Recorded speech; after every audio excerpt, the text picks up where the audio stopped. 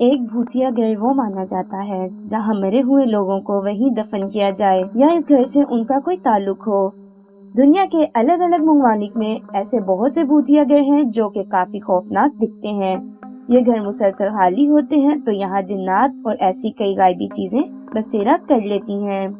بہت سے لوگ جنات کے وجود پر یقین رکھتے ہیں مگر کچھ لوگ جنات کے وجود کو نہیں مانتے۔ آج اس ویڈیو میں دنیا کے کچھ ہانٹڈ گھروں کے بارے میں آپ کو بتائیں گے جو آج سے پہلے نہ آپ نے کبھی دیکھے نہ سنے۔ تو ویڈیو کو شروع کرنے سے پہلے چینل کو سبسکرائب ضرور کر دیجیے گا۔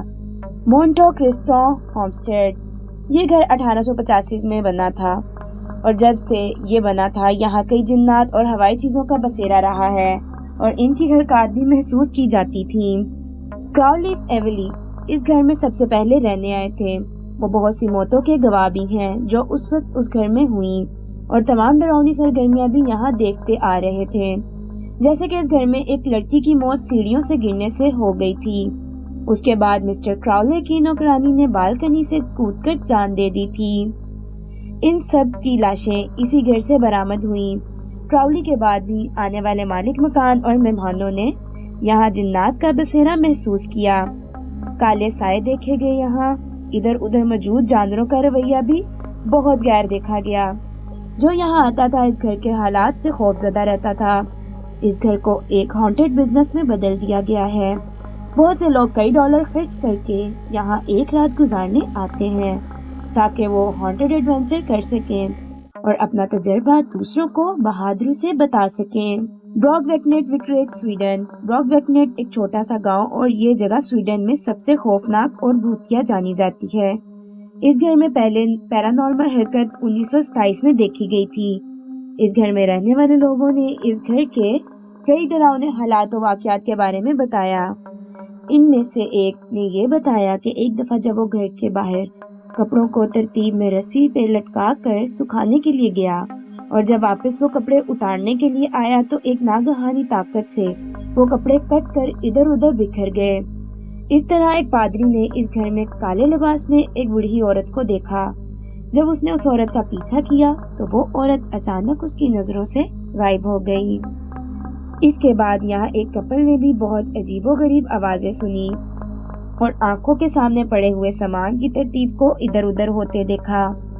ایک دفعہ اس گھر کے گیسٹ روم میں رہنے والی لڑکی نے دیکھا کہ وہ جب سو رہی تھی تو اچانک اس کی آنکھ کھلی اور اس نے دیکھا بوڑھی عورتیں 3 اس کے سرہانے بیٹھے اس کی طرف مسکرا کر دیکھ رہی تھیں۔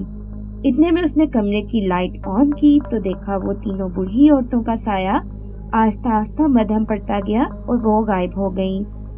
ویلسکا ایکس مرڈر ہاؤس، اس گھر میں آدھی رات کو اس گھر کے 8 افراد کو بہت ہی بے دردی سے قتل کیا گیا تھا۔ جب ان سب کا قتل ہوا تب یہ سب سو رہے تھے جس میں 6 بچے تھے اور قتل اس گھر کے مالک کے کلہاڑے سے کیا گیا تھا۔ 10 جون کو صبح ہمسایوں کے دروازہ کھڑکانے پر بھی دروازہ نہ کھولا گیا تو انہوں نے دوسری چابی سے دروازہ کھولا اور اندر کے حالات دیکھ کر وہ دنگ رہ گئے۔